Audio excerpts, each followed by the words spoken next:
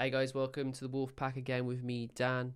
Today we're going to be talking about the game between Wolves and Arsenal. This is Match Review.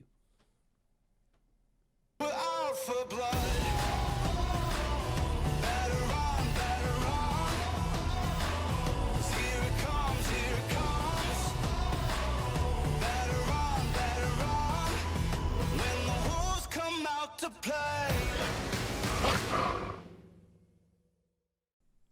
So as you can see, it's finished Wolves 0, Arsenal 2.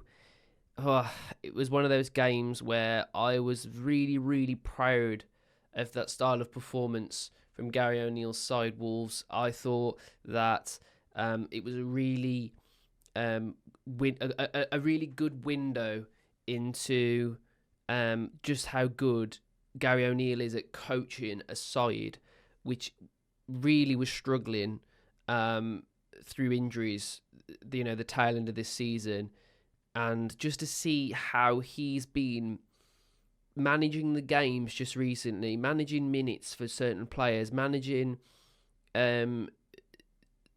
different players through their ability, I've been really impressed with. And this one, for me, was one that it didn't matter if Wolves lost today. It just mattered that we showed a good account for ourselves with the team that we had available, and what we got to see was exactly that. And that's why, even though Wolves lost the game, you saw a lot of appreciation from Wolves fans and supporters all the way around Molineux, singing their hearts out, regardless of a loss, and that really is down to the fact that Gary O'Neill and Wolves did everything they could in that game to get at least something. And yeah, okay, we didn't create enough chances. Yeah, okay, you're going to see through the stats in a minute that there was, players that possibly still need to do better and whatever. But with what we had available, I really think we should be proud of that performance from Wolves. And something to really think about going through to the next season with a good pre-season under Gary O'Neill. I think Wolves could be really good. You can see there's just a really good process behind the way he's thinking about games and how he manages them. And I was just really impressed with this game. We're going to talk about it.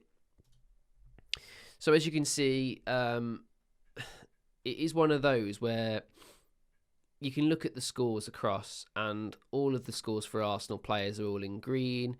Their man of the match was apparently Declan Rice with an 8.2. And then you've got all these yellow scores for Wolves other than Traore and Doherty. And I've got to be honest, I don't really agree with this. First of all, let's just talk about, obviously, the way Wolves set up. Sarr in goal, of course. Hugo Bueno, Kilman and Gomez at the back. Doherty and Hugo Bueno as our wing backs. And then you've got Traore and Gomez playing as our DMs. And then you've got two sort of... It's like they're like a further midfield attacking duo of Traore and Doyle, with Hwang as a very advanced central forward.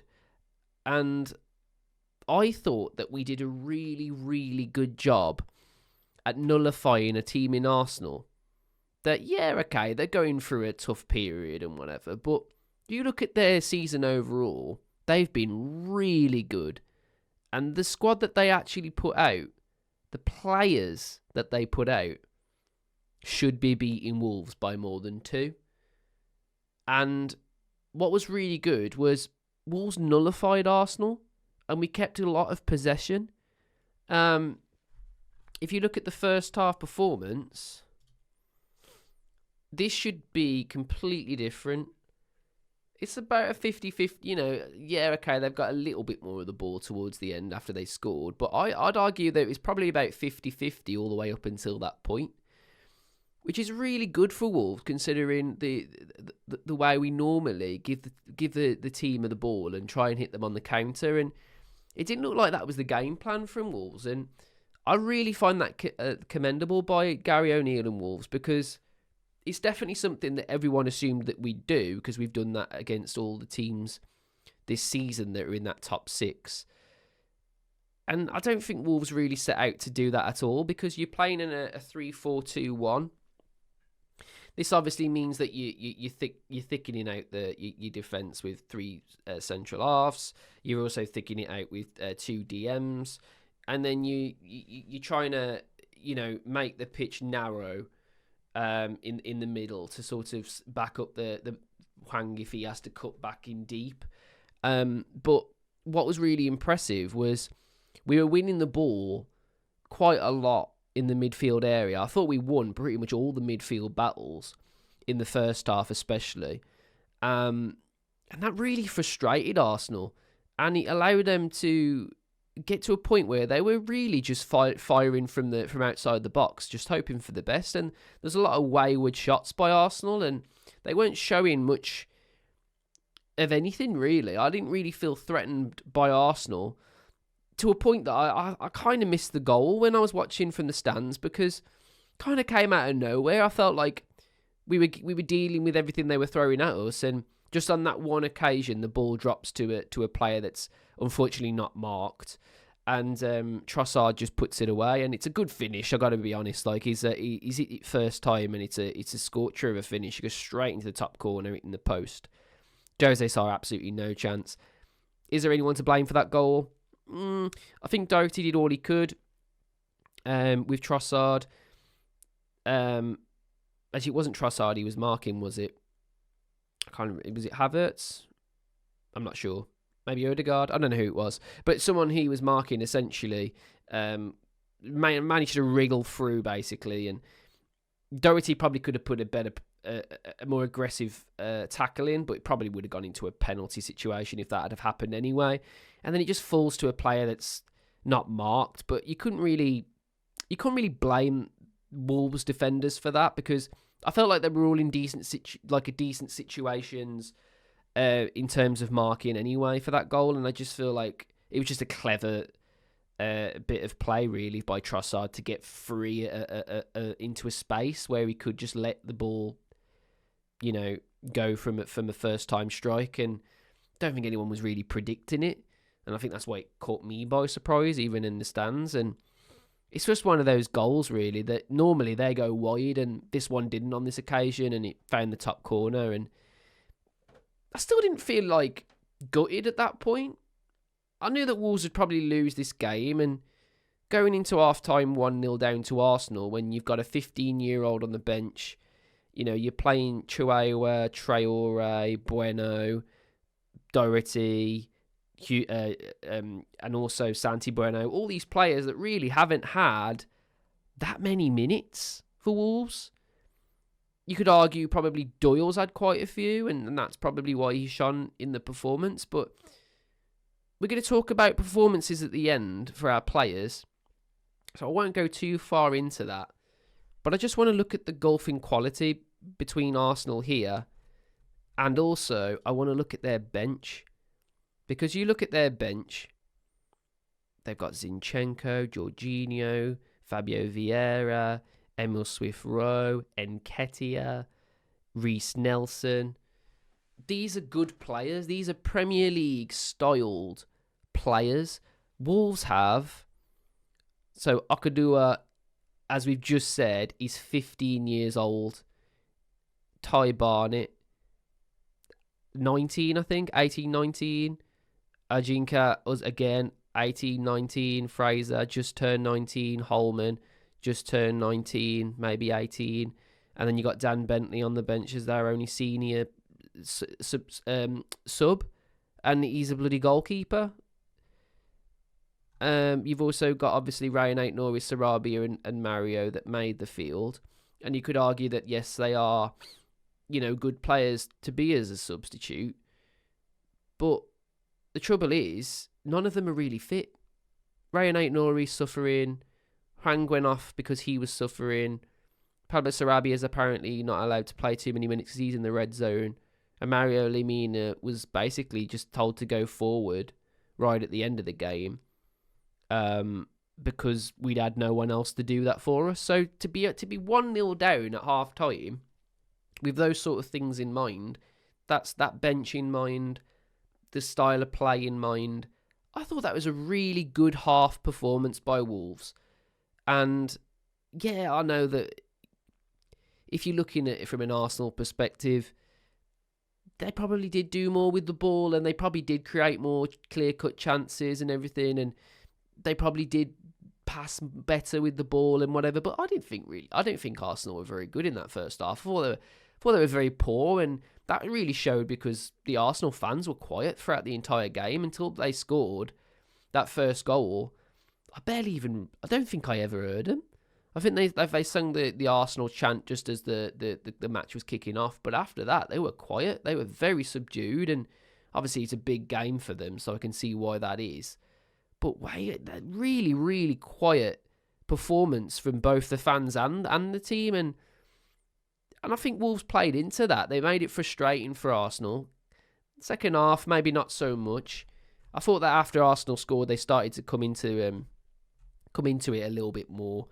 And really that was the point really where I thought Arsenal turned the screw a little bit more. Didn't really get out of second gear, very much in first gear in the first half, but definitely did get into second gear in the second half and started to pull away from Wolves a little bit. You can see that from the percentage, but really 5 shots on target against this kind of team that they're playing against Wolves. And you know, you look at that, it's still it's not completely, disappointing from a Wolves perspective to be at 44% after conceding and trying to sort of chase the game.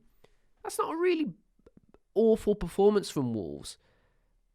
I've definitely seen worse, and I said this at the start, I think Gary O'Neill really showed a good account for himself during this game. He just showed just how it doesn't matter with the cards you dealt. It matters on the game plan, and it matters on how they put that onto the pitch. And I really think that the Wolves 11 today, and arguably some of the people that came off the bench, really deserve all of the feedback that they got after that game, because it was all weighing on Arsenal to win that game. It really was. I think we'd have won that game in the first half. I think we'd have won that game if we had all of our players fit. You look at our injuries at the moment. Craig Dawson, arguably, if we had Craig Dawson back, some of those goals might not happen, especially that second one. We haven't talked about that yet. Kind of came out of nowhere again. But I think what was really disappointing was how Ødegaard got free to a point where he was able to strike at the ball. And yeah, Sarr's got to do better at his near post, hasn't he? But it was very much game over at that point anyway, wasn't it? It's a disappointing thing to concede another goal, just because I don't think Wolves deserved to be down by 2 at any point. You could argue we didn't deserve to win the game. We could have deserved... I think we could... You could say that we probably deserved a draw, really, just because of how we really nullified an opponent with a much better squad. Nelson Semedo being injured really didn't help at all, but we're going to talk about the players in a minute and how they performed. But yeah, Semedo being injured, that might have, created a little bit more opportunities out wide for us. We probably wouldn't have had to play as narrow. Cunha, obviously, we saw the impact that he had against Forest. Had he been on the pitch, maybe we could have created a little bit more going forward. Obviously, Hwang couldn't really create too much, but you are saying he's also nursing an injury that only allows him to play a certain amount of football, so you can't really put it upon him either. Bellegarde, we haven't really seen enough of, but obviously he's a decent player at getting forward tricky on the ball. Maybe that would have been something that could have helped Wolves. And then, you look at right at the bottom here, Pedro Neto. Pedro Neto in this game would have been absolutely unbelievable, because we were getting into some decent situations where we were relying on the likes of Doc too much out wide, and I feel like if Neto's there instead, you're essentially getting a lot more out of the passes that we were sending out wide. And it's no fault of Doc's; he's just not that kind of player, is he? When you put him next to Pedro Neto, I mean, arguably you can't really do that with any winger that we've got. He's definitely our best winger, and if there's any Arsenal fans watching, I highly recommend that you look into Pedro Neto, because I thought Saka was poor. We're going to go over the ratings in just a sec, but if we're just talking about Neto and a combination of where he would fit in an Arsenal team, if Saka had a game like that, Neto plays. Simple as that. And he gets free a lot more, and he's a lot more robust on the ball, trickier on the ball, gets into tighter situations and manages to get out of them better than Saka. I thought Saka was awful. I've got footage of Saka literally being in Totti Gomez's pocket the whole game. He didn't do anything. So if you're looking at where an Arsenal fan would benefit, with Neto in the team, yes, you would seriously benefit with him in the team, because on a game where Saka's probably not match fit, so I can't really say too much about him, but if he isn't match fit, you play someone else, and if I'd play someone else instead of him, I'd play Neto. So yeah, we'll go to the match reviews. I thought Sarr had an alright performance, a little bit wayward with his passing as always, decent on the ball though, didn't have any hand-in-mouth moments like we normally do with him. His shot stopping wasn't awful, apart from that second goal that we conceded. Can't really think of many opportunities where he pulled off an incredible save, but when he was needed, he did all he could. I thought Max Kilman, you're gonna love this, guys. I thought Max Kilman had a decent game. I thought he was all right. He did his usual tricks, getting too far forward, and not being able to get back in time, but his positional awareness was better today.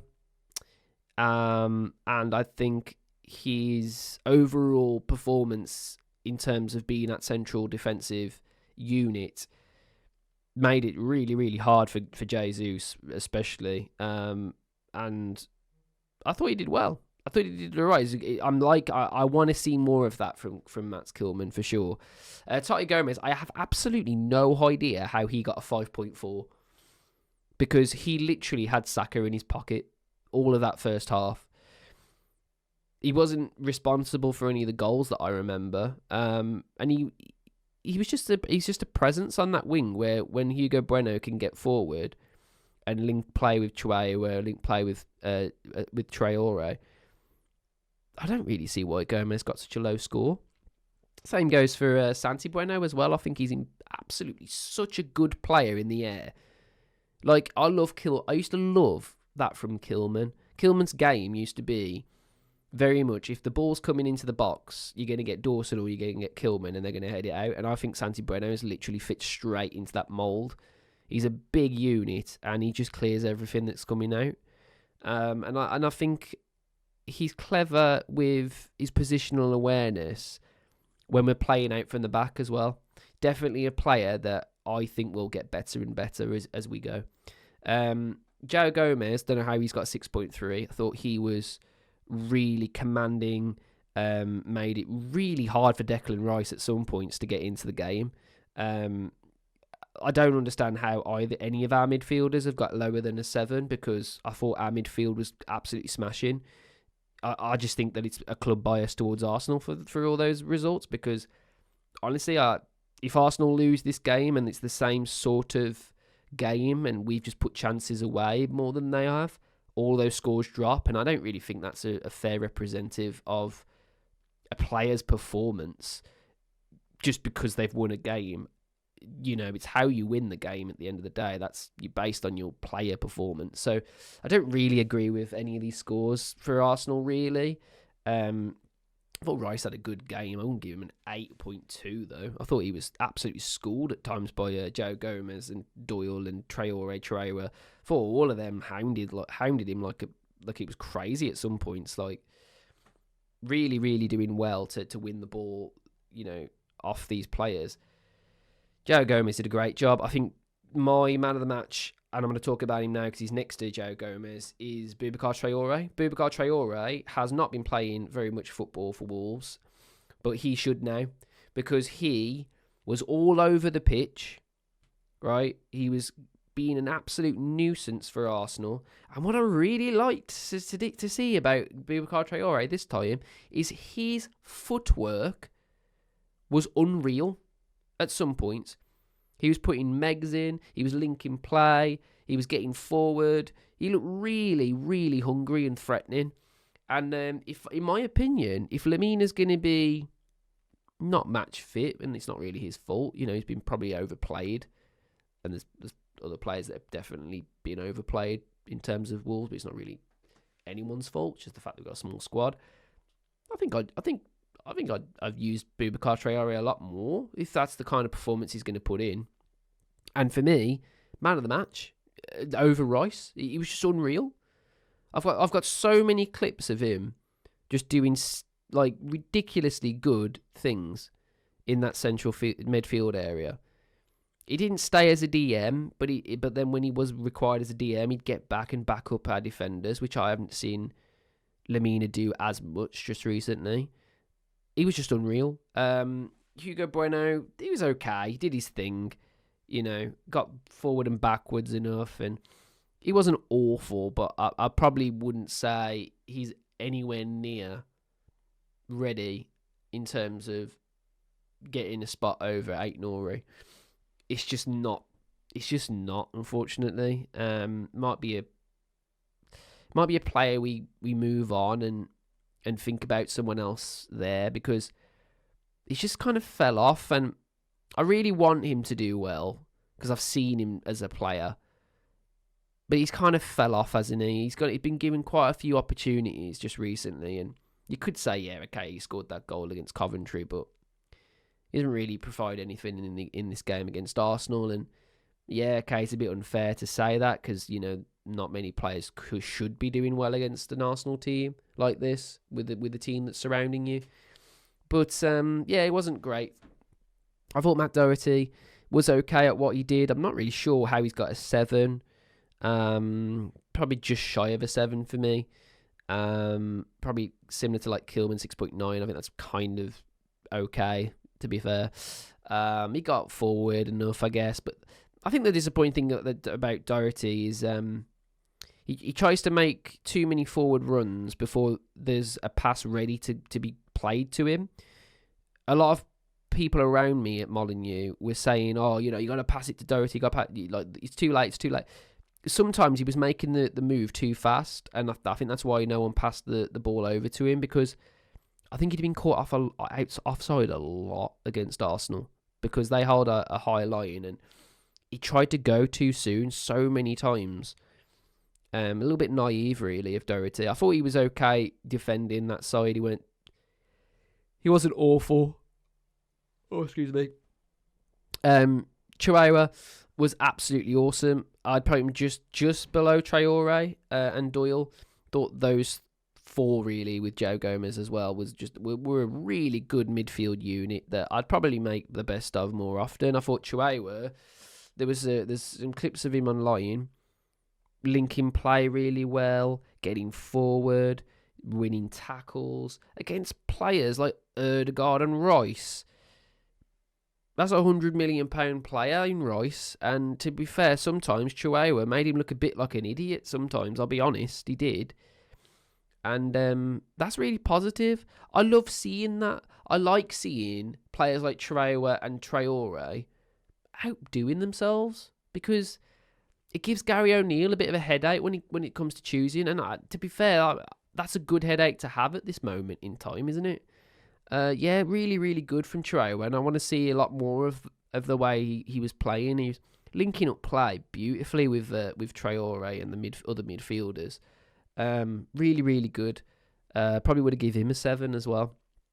And Doyle, I thought he was really good. Sometimes he played almost like Neves does, where like that quarterback sort of role where you play the ball to him and he plays no-look passes over his shoulder to out wings to Doherty or Hugo Bueno or whoever's out on that wing, trying to widen the pitch.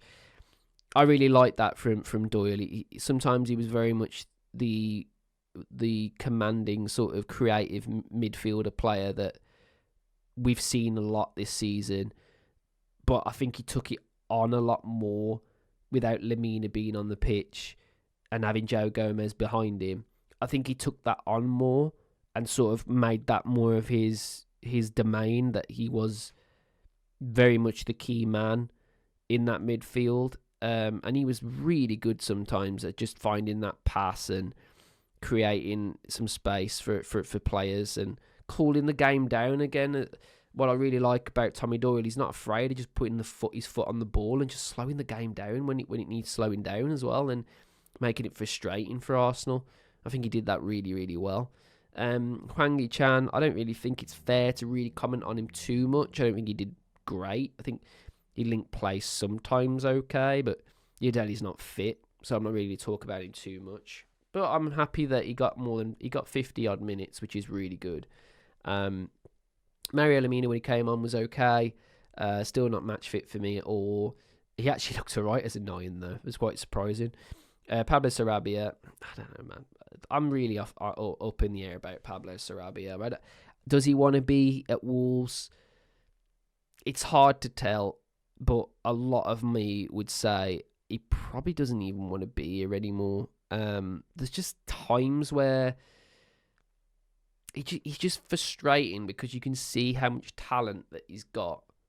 Like, he's so good technically as a player, but he just leaves a lot to be desired sometimes, or little to be desired rather.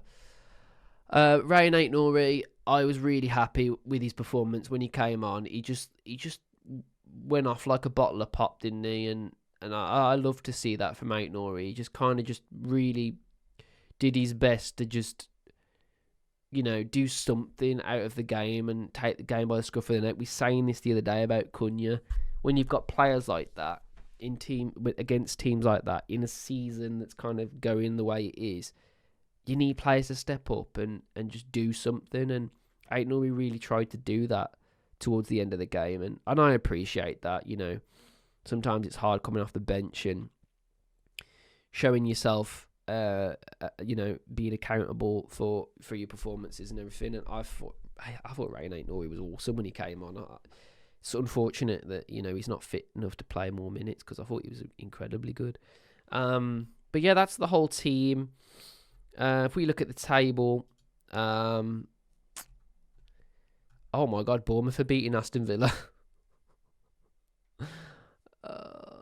That's probably not going to be the final score, but Jesus. And oh my God, Crystal Palace and Fulham. Crystal Palace and West Ham, that's a big game. Wow. Fair enough. But yeah, if you look at the table at the moment, the Arsenal, they've got Chelsea next, and that was a really good win for them, because they might struggle a lot against Chelsea. Are they looking all right just recently, Chelsea? So yeah, that's a big game, and that was a huge win for them. And that's why I thought I predicted them playing a lot better than they did against us. And you could argue, yeah, okay, they won the game and that's all that matters. But sometimes you got to look at the performance and think, did they warrant winning comfortably? And they didn't. They had to fight for it. And I find that really good from a Wolves perspective. And yeah, we've dropped down because obviously Bournemouth are winning at the moment. But as things standed before this was live, we were actually 11th. There's a lot of teams around us that are obviously still yet to play, and we might get caught and everything. But what's important about Wolves, obviously at the moment, our form's dreadful. Loss, draw. It's not looking great against Bournemouth. Obviously, they're beating Villa at the moment, so it's going to be a hard game. But I think there was a lot of things to be proud of from this performance from against Arsenal, and if we can take that and also bring a few players as well into the fray, I think we'll show a good account for ourselves for the rest of the season, and we should be really proud of Gary O'Neill and the team. So yeah, guys, if you like that video, please like and subscribe. That does a massive amount for me and us as a channel. Yeah, please like and subscribe, and yeah, show your mates this video. If you're an Arsenal fan, coming over and checking a Wolves video out and whatever, that's awesome. Thanks for joining us as well. Good luck for the rest of the season. To be honest, I actually want you guys to win the league. Man City don't deserve it with all the charges they've got at the moment.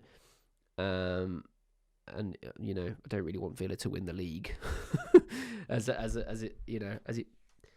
pains me to say. I mean, they've done a great job, but I'd love Arsenal to win the league. I don't want Liverpool to win the league either, because I don't particularly like Liverpool either.